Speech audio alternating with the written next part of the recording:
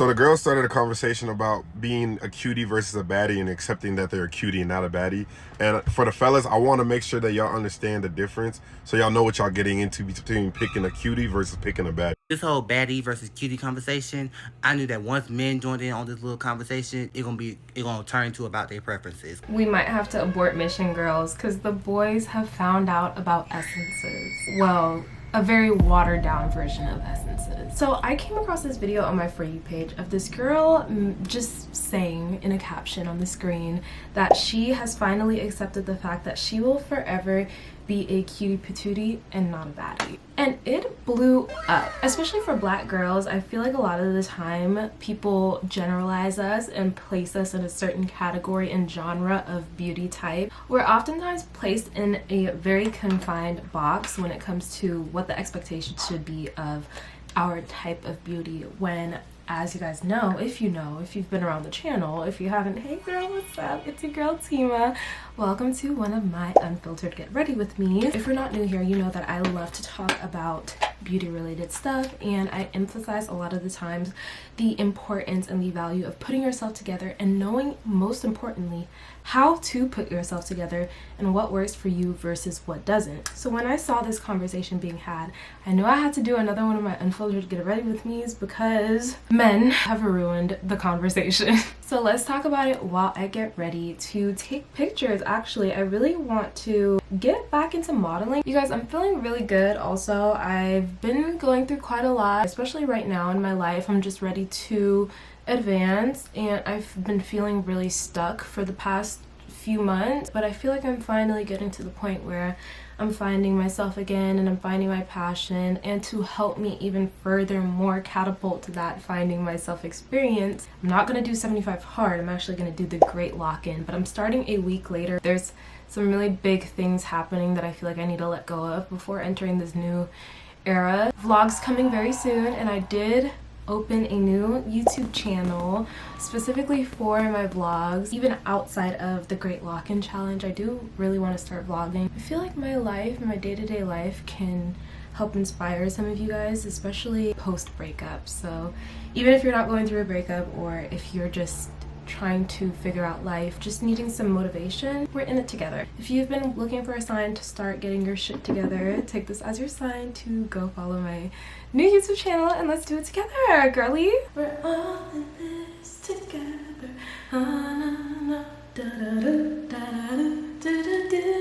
I always say that genuinely everyone has a beauty within them. Societal marks or stamps such as ugly, unattractive, even beautiful, and all of those things are not only subjective, but they're subject to change. I've had this conversation with so many people in my personal life, and like, people don't for some reason believe me when I say this, but I truly and honestly do believe that everyone has a beauty within them. It's really about your energy, your aura, and that will directly translate into how you look. The conventionally attractive people, right? Some of them, you can always tell when it's genuinely a beautiful person behind that appearance, outward appearance, and if it's just kind of appearance. It's kind of like empty art.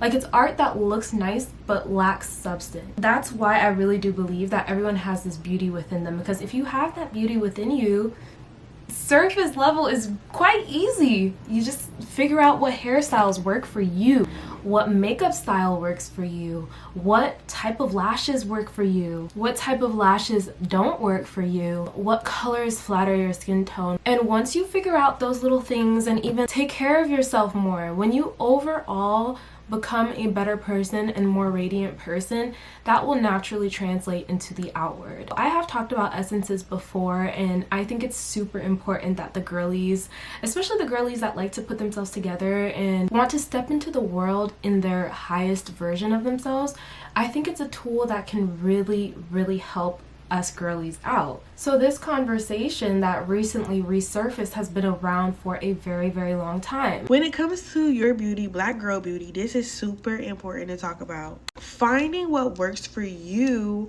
is your best bet. You know, the baddie aesthetic is really what she's talking about. Every girl does not need a middle part, burgundy bust down, poster girl dress, you know? Like, you have to find the beauty in the looks that work for you. And if cutie works for you, you gotta play into that, the girly aesthetic, the girly look. Girl, get the cute little pink nails, like embrace the curls, you know, embrace a more natural glow instead of a full beat face every day. Trying to fit yourself into a box to look like everybody else or to fit somebody else's aesthetic literally could work against you. It is interesting that the essences conversation became narrowed down to cutie patootie versus a baddie. If you know anything about beauty types and stuff like that, there are multiple types of beauty that we can categorize ourselves by. I feel like for me, as someone who can go between those two extremes, I feel like beauty types are a lot more broad than baddie and cutie patootie. And now I think that, again, the cutie versus baddie conversation was brought up for the girls to like kind of have a more general, broad category of beauty that was a little bit more of an introduction to beauty types. Okay, this is gonna be a little rambly, so walk with me here, but there's that whole TikTok trend going on right now where the girlies are trying to figure out if you're like cutie patootie or if you're a baddie. And I'm not surprised that this is a trend that's happening. It's, if you think about like history and history being patterns that repeat itself, this is really cyclical. I think back to like the 60s of Are You a Marilyn or Are You a Jackie Kennedy, right? Like two women who were at that time pitted against each other. One being like the ideal, she's like cute, cutie patootie, like girl next door, Jackie Kennedy, versus like the hot, sexy bombshell that is Marilyn, right? What's interesting to me is that this particular trend, cutie patootie or a baddie, was started by, I don't know like the deep depths of the lore, but I do know that it was started by women, and it's mostly women that are currently partaking in the conversation. And what I think is interesting is that women are taking this conversation and using it as a form of community. From what I can tell, there's no like intention for division here, and I don't necessarily think that it is even causing any division. If anything, I think it's women's way of trying to understand their place in the world and how inherently their place in the world is impacted or interacts with the patriarchy that we live in. Like there's a lot of conversation about like, once I realized I was a cutie patootie, I was able to move differently throughout the world because I figured out and learned that I was going to get treated a certain way. Like it's a lot of women having conversations and musing about the impacts that this identity, whether you're a cutie patootie or a baddie, has on the way you're able to move about the world. Which, while I do sometimes fear that we are putting ourselves in boxes as women and towing a little bit of a fine line with this whole trend, I do think that there is something inherently helpful about the connection that something like this and a conversation like this brings. But, another but, because there's a lot of, I don't even know where my thoughts are right now. I hear that men are getting involved. They're making videos about which is better, a cutie patootie or a baddie, and read the room. That is not what this is about. That is when what could be just considered a conversation started by women between each other, talking about the two categories that they've noticed we fall into and how those categories interact with the world around us. Now how that gets taken and turned into a tool for inter-womanhood competition. It was originally for the girls, okay? But I think because it's more broad and it's more general and it's using the term baddie and cutie patootie, men for some reason just thought, hey, hi girls, let me join this. Let me tell you guys what we want. So the girls started a conversation about being a cutie versus a baddie and accepting that they're a cutie and not a baddie. And for the fellas, I want to make sure that y'all understand the difference so y'all know what y'all getting into between picking a cutie versus picking a baddie. And I don't want to just talk about the basic things like looks. Like everybody can define the looks aspect, right? But there's a certain aspect of aura that a baddie versus a cutie carry, right? A cutie is who you wake up to in the morning, man. Like you wake up to a cutie ready to start your day because she's the light of your world. You just know that the fact that she's in your life is a blessing, right? But a baddie, a baddie is who you go to bed thinking about. A baddie is the one who you start thinking about, damn, I got to make it rich. I got to make a meal because you know you got to upkeep this baddie. A cutie is someone you like, I want to make a home with her. I want to build a home for her. I want to be able to do everything I can for her. A baddie, you want to serve a baddie. You want to be able to be the man that when she asks and she has a need, you take care of those needs. They're both the same, but both very different in the same way. Now you ask me, yo, what team are you on? You team cutie or team baddie? I'm not gonna lie to you, bro. Cutie's in my heart, baddies is in my mind, bro. So I can't really pick one, but you do with that information what you will. Like, nobody asked, you guys. No one asked. What I know you girlies are gonna be asking is, Tima, how do you put yourself together? How do you know how to use your hot girl essence to its fullest advantage? Baby, I fear you're not using your hot girl privilege to its fullest advantage, because if your glasses aren't customizable, you're missing out. But it's okay, because you're not going to be missing out for long with Pair Eyewear, which is the sponsor of today's video. If you're a glasses wearing girly, or if you just want to get yourself some reading glasses or blue light glasses, you can even put in your prescription lens. It's all super easy, super affordable, and you can do it from the comfort of your home and have it delivered straight to you. You can also virtually try on any bases and frames you want before purchasing. And let me show you guys what I chose, okay? So I have the Kirby, just in black, very sleek, classic, and cutesy. I chose these chocolate frames, these tortoise frames, and they also have a reflective sun top. They have lots of options to choose from. Don't miss out on your opportunity to elevate your wardrobe, especially this fall, and you can hop on it at 15% off with the link in my bio down below when you use my code BossGirlified15. Thank you so much to Pair Eyewear for partnering with me on today's video, and let's go ahead and get straight back into it. Let's continue this conversation, because either way it goes, the men hopped into the conversation. So it was specifically this one video. I think the guy actually ended up deleting the video because it had so much like pushback. But basically, this guy hops in the conversation and he's like, yeah, this is what we want. We wife up the cutie patootie, but the baddies is who we really want to sleep with. Who asked? The reason we like cutie patooties over baddies is because baddies just doing things for male validation. Everything they do is for male validation. They post photos for male validation. They go to the club and dress like, you know, certain types of ways for male validation. Now, I'm not saying there's nothing wrong with that. I do shit for female validation. I don't care. But the reason we prefer a cutie patootie is because they're getting validated without even trying. It just comes natural to them. Some men, like, just genuinely, like, why is everything about you? This is about you! Why would a man be here? Why would a man be there? Why would a man be there? No, it's actually pissing me off.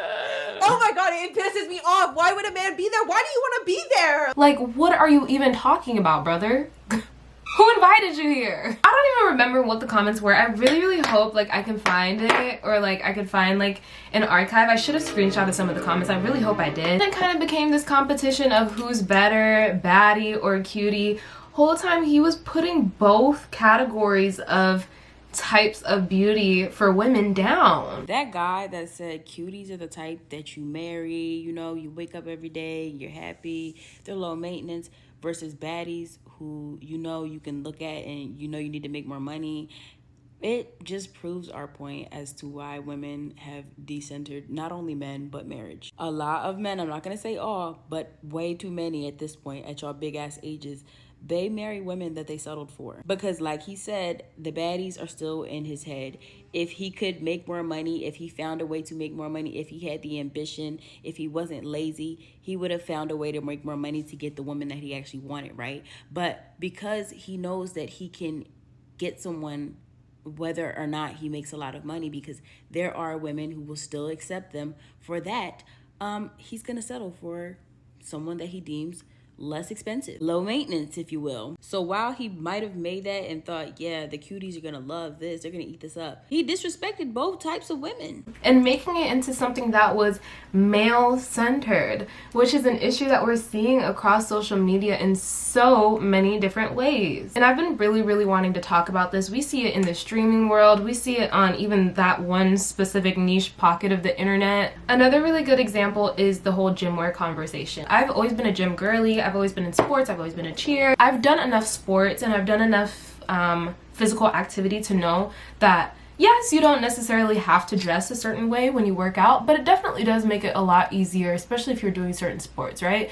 So for example, for gymnastics, right? That's a really good example, because you're flipping around in the air, you need a lot less fabric on you as possible. The least amount of fabric, especially loose fabric, you have on you, the better. So what do you see typically gym athletes wearing. Even men, you see them wearing spandex, you see them wearing, you know, tight-fitted tops, leotards, one pieces, same thing with dance, ballet.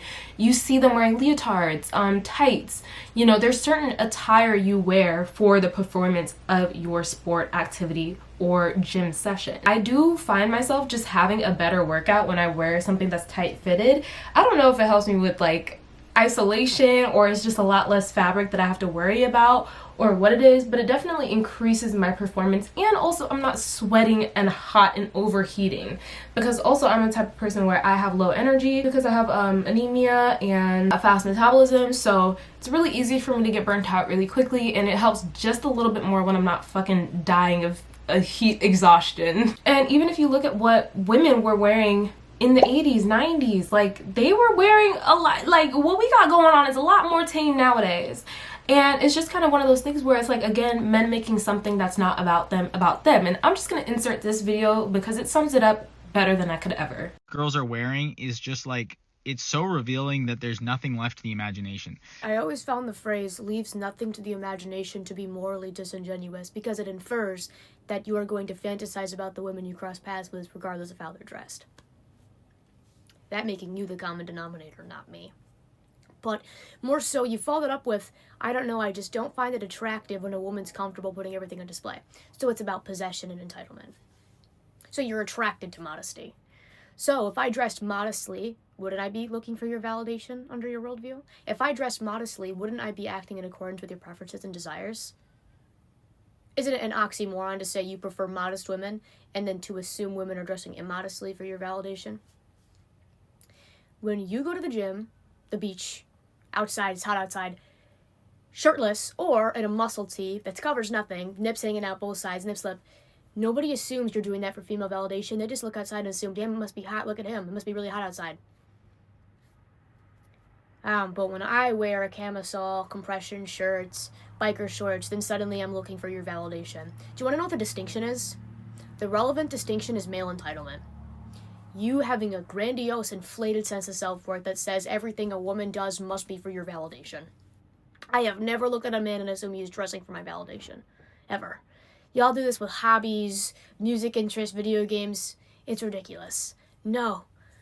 Our lives are not an audition to be your wives, your homemakers, the mothers of your children. We are existing and we are dressing in accordance with the climate. Shout out to that girl, because she absolutely ate everyone up with that one. Like, it's been mute ever since she made that video. But yes, exactly correct. So as that girl said in the video, why is there anything for us to leave to the imagination in the first place? Like, I'm not going out and about and existing in the world. I don't exist to have men to imagine me. I almost always forget to do my nose contour for some reason, especially when I'm filming. The problem is that a lot of men are egocentric. They think that the world revolves around them, and therefore everything that women do is to please them. And don't get it wrong, there are definitely some girls out there who exist to please men. Like, that's their whole shtick, and they make it a lot harder for women as a whole. Like, they are genuinely making it so much more difficult for the rest of the girly population. There are definitely some male-centered girlies out there. And speaking of which, this is such an important conversation to be having right now, just because I feel like there's so many examples of this. One example is India Love. Oh my god, you guys. So I barely watch content. I barely watch streams. Like, I'm not into that world, but as a content creator, and especially like me stepping into this new era where I'm really trying to engage more with my audience, right? So I'm of course looking into streaming. I know I've told you guys a while ago that I've been thinking about streaming. I used to go live on TikTok and stuff like that. So when I heard about this whole, DDG streaming thing, I was like, okay, let me just do my research, okay? And so I realized that DDG had come out with this new show called, what was it? Be My Ball, or Are You My Ball? And it's very creative. Don't get me wrong. Like, DDG is a hustler. That is one thing about him. As much as I question him, especially after what happened with Hallie. But anyway, that's a whole nother story. I was doing my research and I was like, okay, he's doing his big one, he's doing something new in the streaming world. I came to realize that there is this whole niche pocket of streaming and content creation that is very sharking, like getting girls, like objectifying women, challenges, and like there's a whole lot of that going on, right? And one big figure in that space right now is, of course, none other than India Love. And if you grew up on the internet, you definitely know who India Love is. Like, we all had that girl on our Tumblr pages, like our Tumblr saved, like screenshots of her. You know what I mean? Like, she was that girl. She was like the first, she was arguably one of the first big Instagram baddies. Like, she literally was what catapulted Instagram baddie aesthetic. Someone said this too in a video that I recently saw on my TikTok For You page. She should be one of those girls that is, you know, up there with Jackie Aina and them, like going to these events and just keeping it pushing, married, like that is the crowd she should be around. But for one reason or another, she is a part of this very male-centered streaming world, and already that's kind of like, you know, a little questionable, especially and I'm not saying this to age shame. I really hate when people do that, because it's like, y'all, like, that is one of the like lowest hanging fruits that you can attack. And then also it's like, why are you attacking that? If anything, that's a blessing that people are able to experience living to 30 years, 40 years, and so on and so forth. Like, that should not be something to dig at somebody for, but hey, what do I know? I'm just a girl at the end of the day. But even with that being said, she is older and she's hanging out with these younger streamers, right? And she's very clearly, you know, she knows how to use her aura to her advantage, okay? So she's very clearly this sexy, like, cool older lady that like all the young cats want. Like, that's the vibe that she's giving. And even, you know, with these challenges and stuff, she's like putting other women down, and you know what I mean, and kind of participating, even though to me as a content creator, it does seem like she is kind of just acting a little bit and kind of feeding into this space, but it is just really telling that like this is the type of content she wants to participate in and be around. And even just some of the things that she'll say, I don't like to facilitate rumors, you know, because I know how easily things can be misconstrued, but just with some of the things that India Love has said already, especially with the thing about, she said something about how, you know, there's a bitch that's turning 18 every day. You know,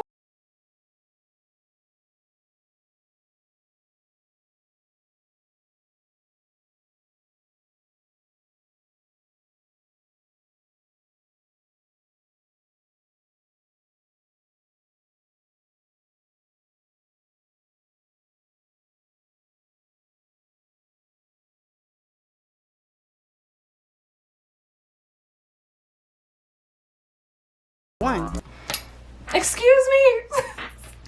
But just based off of things like that, you know, there was this whole allegation that she basically knew she slept with a married man knowing that he was married.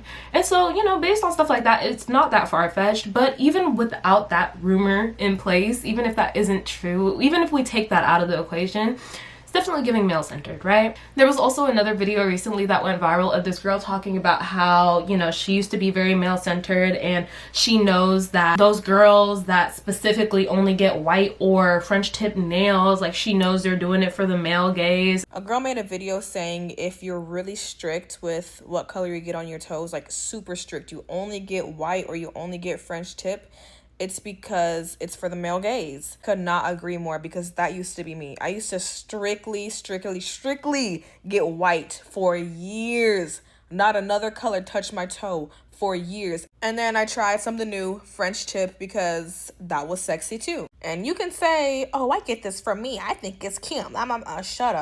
Shut up. Let's dig deeper. And it's kind of like, and I saw this clip and it was like, girl, open up the window and go touch some grass. Because no, like, literally, why are we equating it? Like, that in and of itself is doing what she was trying to do the opposite of. It's kind of like bring attention to male-centered women the whole time. You generalizing those girls that strictly only get white and white French tip are specifically catering to the male gaze. So it's kind of like, girl, no, question mark, like, for me personally, I actually, you know what, I just did get my nails done like this, like, deep red, because I've been like obsessed with wine red lately. Like, that's my latest hyperfixation is wine red. So I've been like, you know, my nails always include some type of wine red, which, speaking of which, Why is it not focusing, y'all? They are so freaking cute. I've been getting gel X lately. If you don't follow me on Instagram, you probably don't know that.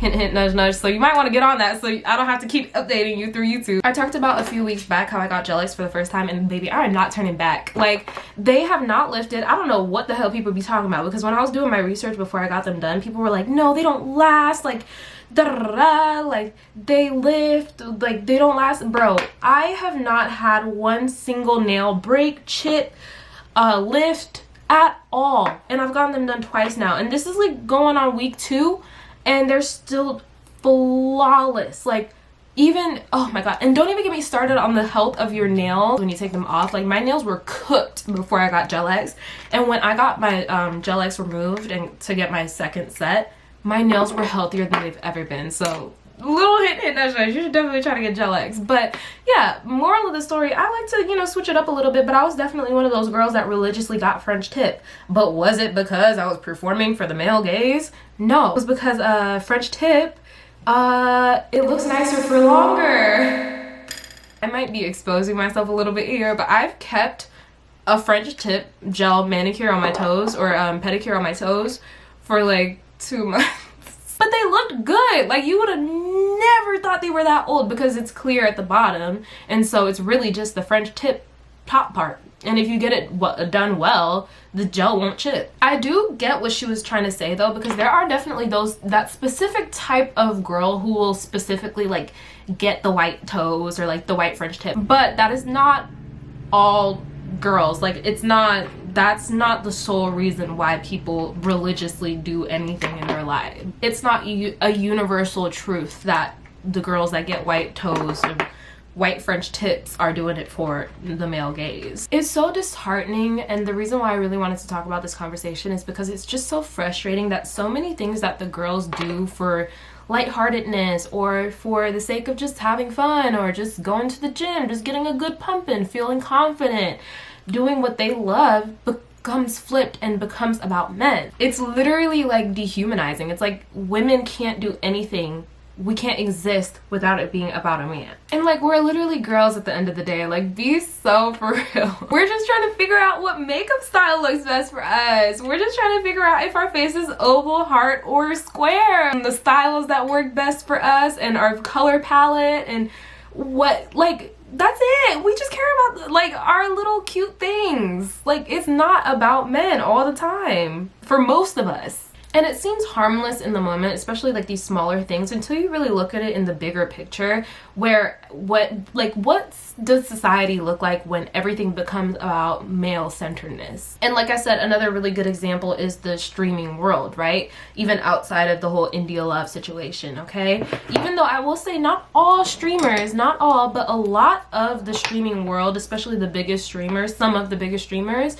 are focused on gooning content. Before this whole conversation blew up on the internet about gym wear, I never felt insecure going to the gym in my regular gym attire, but I realized that after this whole conversation blew up, I found myself being like, ooh, like, I know people are probably looking at me because of this, that, and the third. Like, I know people are probably judging me. They're probably thinking I'm trying to get men attention. And like, I never found myself thinking like that before this conversation was even brought up. I always just went to the gym, felt confident. I'm the type of person too, I get ready for the gym, because if you get it, you get it. But if you don't, you don't. But like, getting ready in general, I've been doing this since middle school. Like, this is something that's in me. It ain't on me, okay? Since middle school, I have been the type of girl that I feel the best when I look the best, okay? And when I look the best, I truly do perform at like a top tier level. So I'm gonna get ready for the gym. No, I'm not gonna do a full beat, but I'm probably gonna put on a little lash, fill in my brows a little bit, maybe conceal them a little bit, put on a little blush, a lip combo, and go. Like, and then put on a cute little outfit, workout set, get me my cute little cup, and like match everything, and match my shoes and my socks. Like, that's just what helps me personally. It doesn't take anything, like, it's not for men. It's not for the man. Why would a man be here? It is not for a man. I feel like I'm having an HRH collection freaking moment right now. You fucking idiot. And I don't give a fuck. You not get it? You idiot. Shut up. Who cares? Because like, it is genuinely so enraging how so many men think everything is about them. We don't care about you. girl, ain't nobody care. Ain't nobody worried about you. Ain't nobody worried about you. I love this lip liner. I don't even know what it is. It's like scratched out. I'm pretty sure I got it from Remiko, which is a beauty supply store in Tempe. That's also where I get all my like body jewelry. I get my nose rings from there and my belly rings from there. And they're really high quality. Like I love gold. I'm such a gold girl. But when I tell you guys, like all of the gold jewelry I've ever gotten from there, belly rings and all, like I never took them out and they've never tarnished.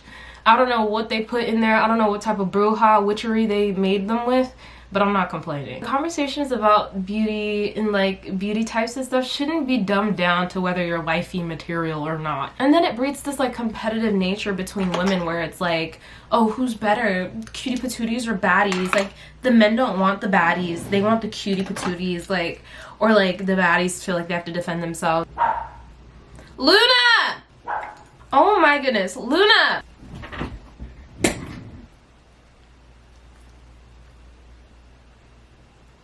Do you have anything to say for yourself? Little bit. There we go. I feel like liner on me just like needs down. This is the final look. I am gonna do a little bit of touching up before I film or before I take my pictures. Let me know what you guys think about this look and of course the conversation in the comments down below. Anyways, it has been your girl Tima. I love you guys so much and I'll see you on another video soon. Bye guys.